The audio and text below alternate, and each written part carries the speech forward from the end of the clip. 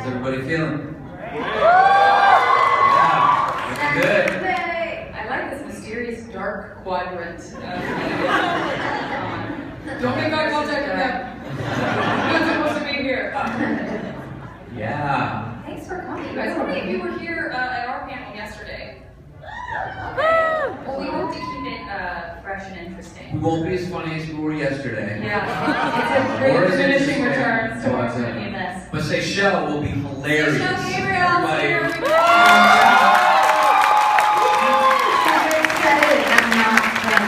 She's here to entertain you, everybody. So she's prepared a few things. Yeah, that's right. She's giving a lecture. That's the fun part. Icebergs. I wish I had the materials that we have, like when we do SDCC and stuff, when Mike and Brian have like a whole audio visual, like, and now that's what we need. Yeah, we need PowerPoint. Our slideshow will involve costumes that didn't make it to season 4. They share the coolest stuff, and it's always stuff we didn't know or didn't see either. So we're just sitting with our mouths wide open for the entire panel. Just like, as excited. As fans, yeah, exactly. So, everybody's having fun this weekend? Yeah! Okay, well, we have some questions. Yeah, you guys know how this works, I'm sure. You are really running the show for us. The content of this panel is entirely dependent on you, so you really know this is supposed to play with this more. We want to hear from you. We want to hear what you think about stuff. We want to hear what questions you have. We want to hear how many questions you have that we won't be able to answer. That will make us say we wish Mike and Brian were here. Yeah, just don't challenge us. But hopefully you guys have some ideas in mind. I know we just met a bunch of you at our signing, which was awesome. Super nice. And I think these guys they run a pretty tight ship, so I think there's some sort of method to coming up and asking questions. Does that sound right? Hello. Hi. My name is Valerie. What's your name? Valerie. Valerie, hello. Valerie. Well, I know that you guys received this personal book from all the fans, and I know that a lot of the things in it are personal, so that's not what I just want to know, how do you feel about receiving that from the fans, and how do you feel about, being a part of that sort of change that created this project?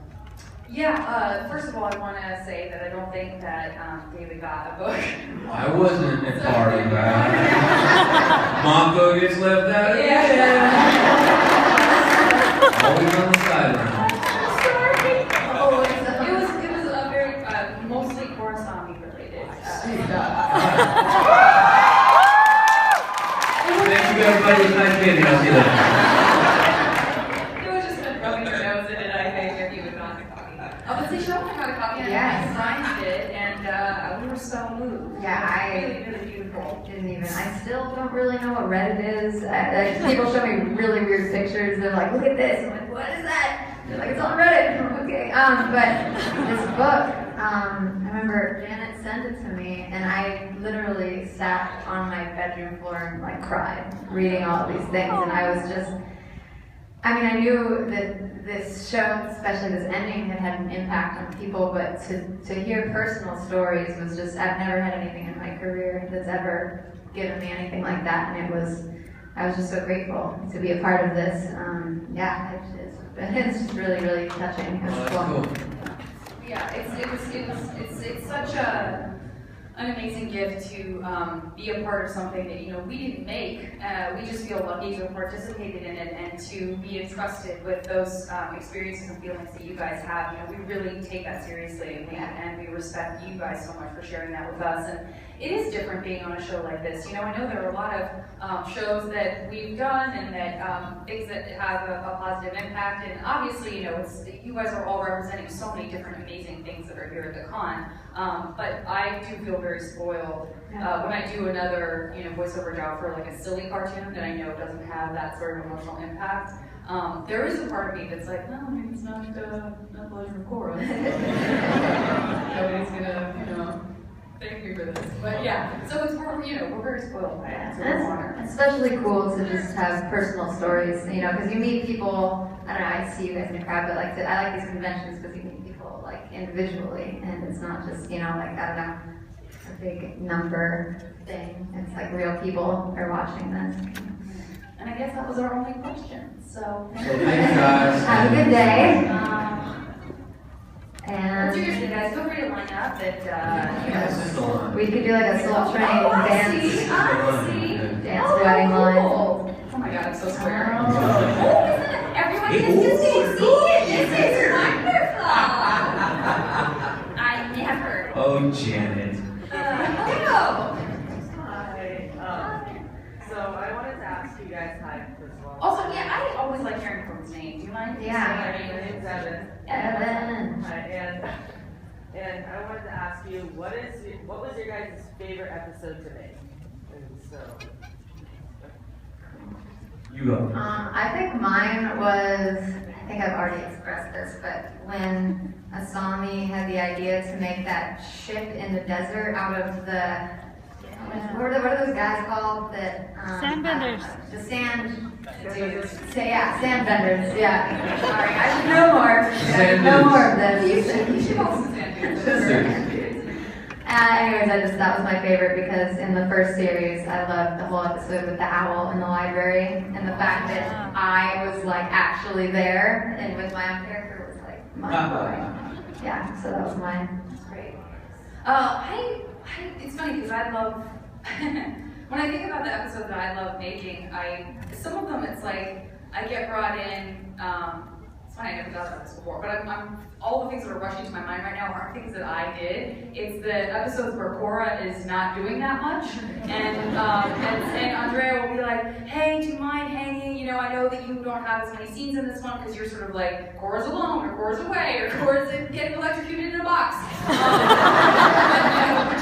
Are you cool staying? And I say yes because that's an opportunity for me to see all the other characters get to play. So I love, for example, I mean this goes way, way back, but like the stuff where Bolin's doing something ridiculous, Bolin's movie career, anything like that, you know, all the stuff with Do the Thing Julie, you know, anything. With those guys I just love watching. So in some ways those are, you know, the ones that I really love. Or when D. Bradley Baker is doing you. Oh my God. Because then you just kind of check out and you forget that you're there to work. You're just a fan watching up close, you know? So those are the really fun ones for me. Wait, do you guys remember when it's pronounced nut-tuck, right? Remember they always clarify, they're like, can you say that really clearly so it doesn't sound like nut-tuck? I wonder how many names Mike and Brian wrote on paper and then us recording and we're like, yeah. I think we should have thought of something. I can't believe that all the years we do this, I never had that. Like, I just put it together. It's kind of funny. And also PJ, because he's from Jersey, we would go over and over with him saying like, water. Water try. I know, Take it but easy. like, Bolin is not from Jersey, so yeah. It's not. Yeah, it was great. Thank you. What a Thank great you. Yes. I'll turn this down memory lane. Yeah. Thanks, But what man. I love about this is it's like a weird game of musical chairs where your punishment for waiting in line is that you don't have a chair anymore. Hey, Taylor, what's going on? pretty good. You were here yesterday. How's that? If you three were cartoonists, what movies for cartoonists would you like to make? Wow. Oh, okay, so if we were animators, what would we take from cartoon into movie? Yeah. That's a great question. Or from movie and cartoon. It depends. Yeah, I wonder if we had to think about like stuff that's live action that you would like Yeah. to see as a cartoon. Oh, I know. That'd be cool. What? Rocket Power. Yes! I mean, any original ideas. Oh, original ideas. Oh, wait, what? Yeah, if you have original ideas of your own. Oh, you want to hear original ideas right now? Let me get out my notes. Cartoons we would Huh. That's a good question. What if I used to ask this question when I was younger? I'd ask people like, if you could have one superpower, would it be? And it had like invisibility. It'd be like snap transportation and like ultra healing powers. Like maybe if there was like a show where average people, there was like this magic person that ran around and was like, what do you want? And they could pick it, and then I guess that's my pitch. All I can think is, after what you just said, that I hope that in order to make the transportation happen, you have to go, oh snap! That's how you get transported. We would be such good co-writers. I know. Oh boy. I'm taking you guys in with me on my next pitch meeting. That's right. For sure. We're really gonna We're putting it on that on. thing. I'm having this weird image. I think it's just because I'm so obsessed with cactus juice. And this is actually a very dark thing to say because I say I'm thinking about cactus juice, but then I think about the fact that I'm from Tucson, Arizona, and I know that we have a couple of Tucsonans here that I met at the signing, which is always very exciting. But we have the Bear weirdest. down. Yes. Sorry. Bear down. Bear down. Good one. You bear down. I did not go to the but you bear down. But we have so many different weird cacti there that it would be weird and cool to have like some sort of animated, like all these weird cacti and succulents that are alive. Like I drew one of those in my journal, and I was going through the journal, and it was this cactus with a telephone that said, "Contact us." Nice. Telemarketing cacti. You guys go, folks. That's good.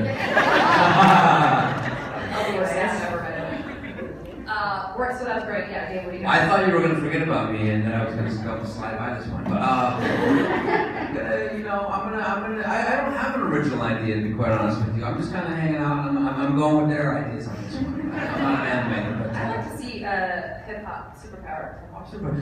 Ooh, that sounds cool. I was just, when you first said it, I was thinking, oh, great films to be animated. I was thinking, I don't know, it would be cool to see like The Godfather animated. Really interesting.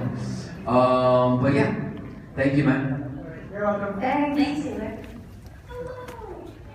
Hi, Jackie. Hey, Jackie. Jackie. Jackie, yeah. Hi, Jackie. I'm really sorry. This isn't about Korra, but Janet already had a question for you. Thank you for saying my last name, like, not Janet Smith, not the other Janet on this panel, but Janet Varney. Okay, what was like your favorite experience filming Burning Love? Okay, so does anyone else know what Burning Love is? Is that the It's reality? totally okay if you know. There's like 3 people. Shout out to the 3 It's people. hilarious. It is, I will say, it's one of the most fun things I've worked on besides Legend of Korra. It's super funny. It's a satire/spoof of The Bachelor. And it's like a million people you know from other stuff. You're like, oh, Jennifer Aniston's in this. Oh, Ben Stiller's in this. And it's just like, it went on, it was on E, but I think it's on still like Yahoo or YouTube or something like that. Anyway, so I played this contestant as part of The Bachelor. It was so fun. It's hard to even pick a favorite moment, but I will say that anytime I worked with Michael Ian Black, he is so straight-faced. He's so good at keeping a perfectly straight, very serious face that my 100% goal became like, how do I make him laugh? Is there a way for me to have him ruin what he's doing by laughing? Yeah, so that was a really, really fun one. Yeah. Yeah, thanks, Jackie. Thank you. I'm not psychic, I just know some of these people. Just something observation for me is Korra kind of flies in the face of everything that is on this world, but rather than being afraid of God or threatened by it, it seems like she was super excited about it. Like, you have all this your character had all of this like engineering was super rooted in going around the real world, and you're sort of the opposite, and she kind of rose to it so much. And just I guess the question is kind of speaking to that power of taking something that has the potential to be super frightening or intimidating and using that, turning that to a positive energy. Where do you think that comes from, or what is the important?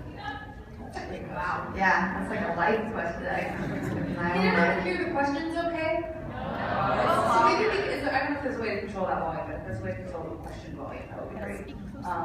But the question, the crux of it, and Kate, I'll probably not do justice that you just did to it, but is the sort of idea of like, and I think in general, you know, people talk about that. It's like, what's so cool about Asami is here she is, you know, part of this crew that doesn't bend, and yet fits so seamlessly into this world. And where does that strength of character come from? Is that an okay way of putting it? Maybe not. Yeah, I would say so, or just, and this could be for anybody, but just you have a situation where somebody's come into your life or something new has come into your life that could be frightening, or that could be frightening, and rather than, or intimidating, I mean, or feel intimidating, small. and rather than taking it with that, to welcome it. Right. Yeah, I mean, in Asami's world, it's, you know, her father, like being the frightening thing, I guess, and it's even more frightening that it's somebody you love turning out to be someone that's, I don't know, kind of evil in the face of society and in her mind as well. I don't know, but I think like with the spirits and the show, I mean, you know, you can't in life separate, you know, good things and bad things. We all have all of them, and don't know. I think it's just practice. I don't have the greatest answer to this question, but You have a gorgeous answer. I don't know, practice. You know, it's just getting used to it and having a good support system, I suppose. I love that. I love that. I would say all of that I completely agree with, and that the idea of what you just said about recognizing that it's very rare for one thing to continuously be just all good or just all bad in life is just not realistic, and that every thing that happens that feels like it's so amazing might come with a set of difficult circumstances, and everything that feels like it's going to crush you, someone being disappointed in someone, being hurt by someone, comes with it this potential for amazing strength and this way of connecting with people around you and connecting with the people who care about you and creating that support system. There's a quote, I forgot who said it, African American guy, but it was, there's no progress without struggle, and I think that, maybe, that's like a staple part of any story is, the conflict and how you resolve it. Which is kind of the most, I think, beloved and famous quote of the first Avatar series, right? Does someone want to call that out? It's a little something about change. You guys. Yeah. By Avatar A, he says, we hit our lowest point, welcome to the greatest change. There you go. We hit our lowest point, welcome to the greatest change. I love that so much. So Michael cool. Bryan, we love you. Yeah. Great question, Kate. Thank you. So much. Thank you. What's going on? Good deal? No, that was my. That was your Dan. I did it, Dan. everybody. I did it. I got there. Just was wondering, because I know that you said in the last panel that you looked up to Jennifer Hale. Oh, yeah. Do you have a voice actor What there? actors do you look up to in that kind of scenario? Good question. I'm a giant fan of D. Bradley Baker's. He's just. Do we all know who D. Bradley Baker is? Yeah. He obviously does the voice of all the creatures on Korra, basically, right? Yeah. And he's a tremendous talent. I mean, the guy can do anything. So I'm a big fan of his, as well as I'm a big fan of Janet's. I got him looking in my bag with some chapstick when he said that. So I was doing that thing. It was like, oh, I made it. It was planned. How gross. Okay, that's so nice thing to say, buddy. There it is. She knows now. I don't know. The first person that came to mind was actually Mindy Sterling, who plays Kate Long. I've always just enjoyed watching her work, and as a person, just how she could go from being so sweet to like so tough and, I don't know, cutting. Yeah. Yeah. That's the cool thing about doing these cons too, is you get a chance to be around a bunch of voice actors. We were all just in the green room with all the Futurama folks, and we get to nerd out on each other. We love their shows, they love our shows, and so we take pictures together, and like it's just a version of what happens here, but like in a smaller room, kind of. By the way, I met just like 10 minutes. Okay, wait. Before this panel started, we met Jim Cummings and one of the other guys from Futurama, Maurice. He was like, "Hey Jim, can you tell them what you've done?" And he comes back and he like goes into the Pooh Bear voice. He's like, "Oh, just like some honey," and I was like, "Ah." That was super fanning out. That was so cool. Thanks, Dan. Thank you. What's up, Korra? Oh, fair enough. Can you guys hear? Can you Speak talk into more the- the mic? I'm so sorry. I just want to make sure everybody hears. Is this loud enough, guys? Yes. I don't know. Yeah. Just make sure you're like a half an inch. Breathing. Yeah, no, that's good. Okay. Hi, my name's Selena. Hey, Hi. Selena. This question's for Seychelle. Are you, I know, Releasing Music. music. Oh wow, thanks. Yeah, I am actually. It's a secret though.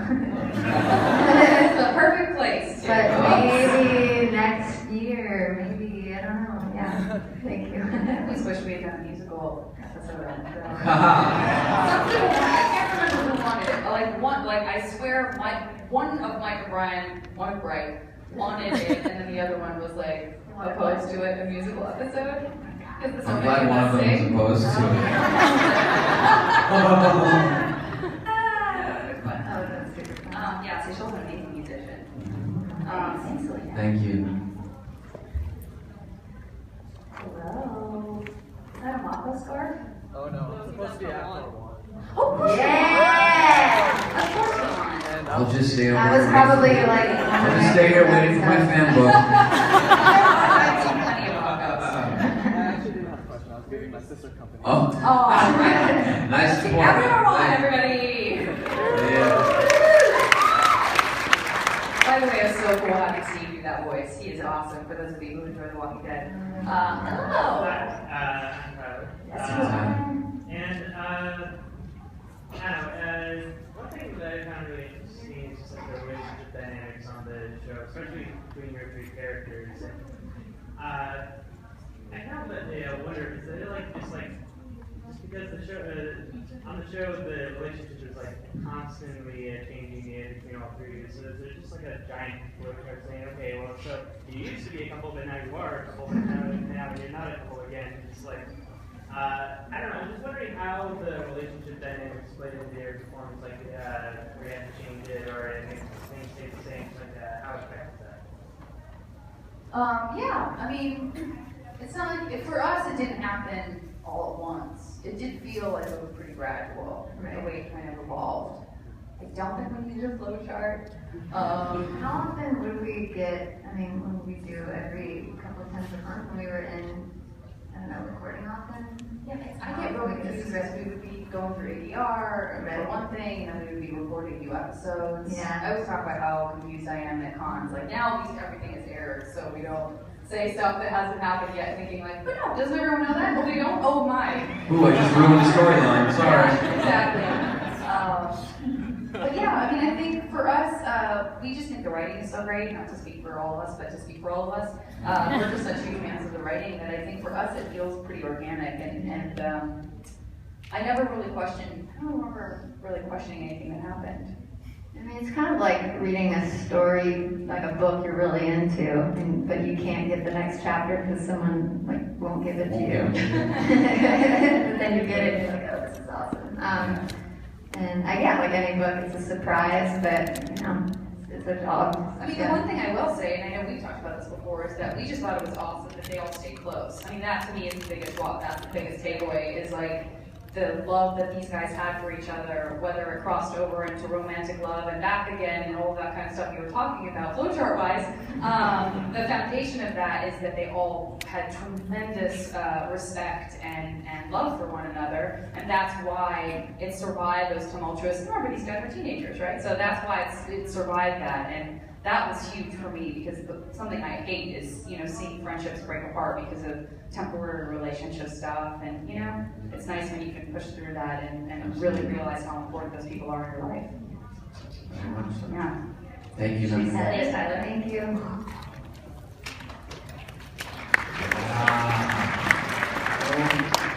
I'm Josh, and my question is for Jeanette and Seychelle. And I know that usually for most animated shows, I'm laughing since you called me Jeanette. But the thing is, I think that when, let's say Seychelle, when you put my name next to Seychelle's, it's like you want to make my name sound prettier. So you sort of put the accent on the end of my name too. Because you're not Seychelle. Please go ahead. so I understand that for most animated shows, usually you do the voice work and then it gets animated. So my question is, assuming that that's the way that it was done for Korra, did Breck ever tell you that it was their intention to pretty much make Korrasami as canon on the show as they possibly could? Do so under Nickelodeon's nose? Or did it kind of spring that on you where you're like, oh man, I didn't see that coming? Or did they tell you, hey, we're gonna, make this as, visually on the show canon as we possibly can, without, them saying, oh, can't do that? Yeah, I mean, I think that was their intention, to make it as canon as possible. But it did kind of get sprung on us, but it wasn't like we were super surprised. At least I wasn't. No, I think we had always kind of voiced our support of it, Right. and then and actually, we talked about this on an episode of my podcast called the JV Club. It's free. It's on iTunes. We talked about what happened along with your amazing teenage years and how rad you are and how much you love Jimi Hendrix. But yeah, they did pull us aside and say this is something that's really important to us, and we're talking to Nickelodeon about making sure that everybody understands that this is canon and how to go about expressing that and all that kind of stuff. So, but we did know in advance, and we were super excited about it. Yeah, I don't know if Brian said this in any interviews or something, but he did say to me that I think the night before, maybe he brought it up to the executives or something, was that he woke up at 5 in the morning and was like, I want to do this. I'm going to do it, we're going to do it. But I just remember he said he woke up from being asleep and was like, that's it. Yeah, game. Great. Thank you. Thank you.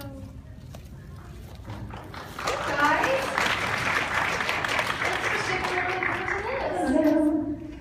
My name's Farron, and I was just thinking when I watched the last episode of the show, I felt I don't know if it's that I just wanted to see more, but I felt like it ended kind of abruptly. And so I was wondering, especially for David, because Mako didn't get a happy ending. I mean, he didn't get, ex-girlfriends ran away together.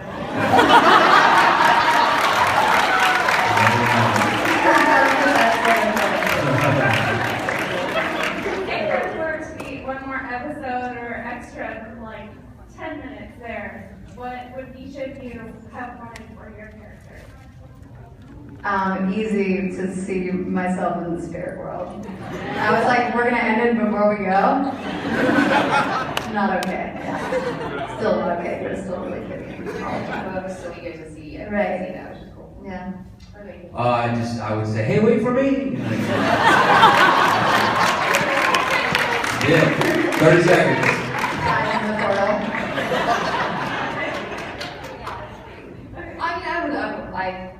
Like all of us, I would just have wanted to see a whole other season, I just never get tired of anything those guys do, right? And I talk about going out when, you're on high. I just couldn't, there was no story that I was like, I guess I'm over Julie. You know what I mean? I wanted that, I always want more Berlin, I want more Baycom. It's just they could do no wrong except for the fact that it ended. And I say that as a fan. We knew it was going to be 4 books, but I'm really excited to see what the literature is like. It's not going to be a cartoon. Yeah. Great question. Thanks. And my daughter's too shy, but she wants to know what your favorite movies are. Our favorite what? Movies. Our favorite movies. I like Big Fish by Tim Burton. I'm for sure obsessed with Inside Out. So good. Cried the entire movie. Such a good movie. I know that's a shock to you. Because I cry over everything. I have so many favorite movies. I don't know. Fargo's up there with one of them. A bunch of friends. Thanks.